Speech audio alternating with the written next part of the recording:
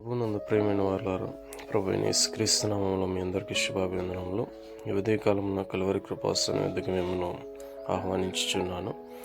సంఖ్యాకాండము 36వ అధ్యాయము 8వ వచనంలో, మరియు ఇశ్రాయేలీయులకు వారి వారి పితరుల స్వాస్థ్యము కలుగునట్లు ఇశ్రాయేలీయుల గోత్రములలో స్వాస్థ్యము గల ప్రతి కుమార్తెయు తన తండ్రి గోత్ర వంశంలోనే పెండ్లి చేసుకునేవారు. ఎందుకంటే సెలెపేహదు కుమార్తెల గురించి అక్కడ విచారణ జరిగినప్పుడు వారికి ఇష్టమైన వారిని వివాహం చేసుకునవచ్చు. అలాగే ఒకవేళ వారు ఇశ్రాయేల్ గోత్రంలో కాకుండా బయట వారిని పెళ్లి చేసుకుంటే ఆ గోత్రం యొక్క స్వాస్థ్యము భాగము బయట వారికి వెళ్ళిపోతుంది. కాబట్టి మనసే వారందరూ కూడా వచ్చి వారిని మోషేతో సెలవిచ్చినప్పుడు మోషే ఈ మాట చెప్పాడు: ఇశ్రాయేల్ గోత్రంలో ఉన్నవారు వారి తండ్రి గోత్రంలో వారిని పెళ్లి చేసుకోవాలి. ఎందుకంటే దేవుడు వారికి ఇచ్చిన స్వాస్థ్యం వారి కాపాడుకున్నట్లు వారి జీవితాంతము తరతరములు కూడా దానిని వారి స్వాస్థ్య భాగంగా వారు అనుభవించినట్లు వారి తండ్రి గోత్రంలోనే వివాహం చేసుకోవాలని మోషే సెలవిచ్చాడు.